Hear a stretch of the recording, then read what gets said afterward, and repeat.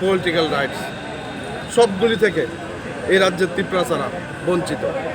যেমন এই রাজ্যের আমি যদি দেখি 80% প্রায় 79% ভূমি এডিসির মধ্যে আছে, কিন্তু রাজ্য সরকার যখন বাজেট করে ওই বাজেটে দেখা যায় মাত্র 2% টিটিএডিসির জন্য বরাদ্দ হয়, কিন্তু টিটিএডিসির মধ্যে থাকে প্রায় 34 থেকে 35% লোক। তাহলে যদি সবকা সাথ সবকা বিকাশ সমানই হয়, আমার প্রশ্ন হচ্ছে কেন এডিসির মধ্যে শুধু 2% ফান্ড রিলিজ হবে? 100%-এর মধ্যে ইকুয়ালি ভাগ হওয়া উচিত, কেন ইকুয়ালি ভাগ হয় না?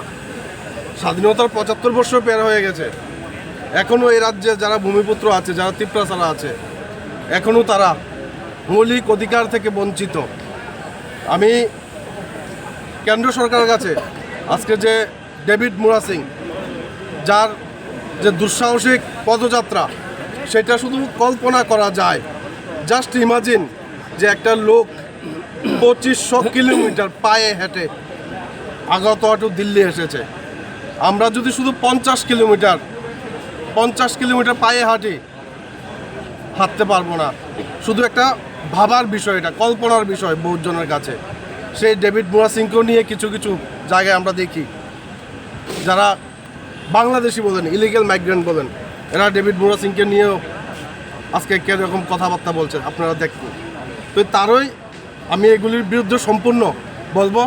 আজকে যে যন্ত্রমন্ত্র যে মেইন তিনটা আইটেম নিয়ে ধর্ণা, ওই ইলিগাল মাইগ্রেন্ট থেকে আরম্ভ করে তিপ্রাসাদের যে land right, political right, economic right, এই সবগুলি কেন্দ্রীয় সরকার ভাবা উচিত। কারণ এই রাজ্যের, ত্রিপুরা রাজ্যের ভূমিপুত্র ভারতকে ভালোবাসে, তারও সারে যাহা সে আচ্ছা হিন্দুস্তান হামারা বলে, তারও জনগণমন যে জাতীয় সঙ্গীত, সে জাতীয় সঙ্গীত গায়। তাই ভারত সরকারের কাছে আমার আবেদন থাকবে, ত্রিপুরা রাজ্যের যে 14-15 লক্ষ তিপ্রাসা আছে তাদের মুক্তির জন্য ভাবে। रैली करने के लिए जो माना कर दिया था सरकार की तरफ से, तो अब क्या बोलना चाहते हैं?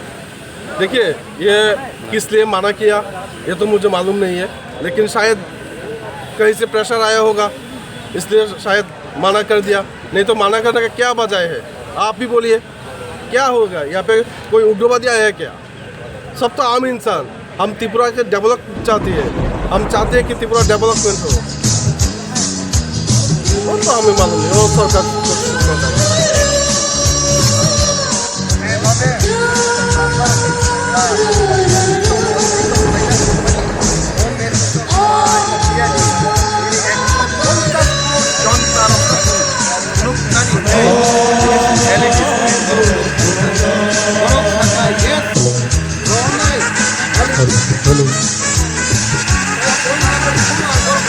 हेलो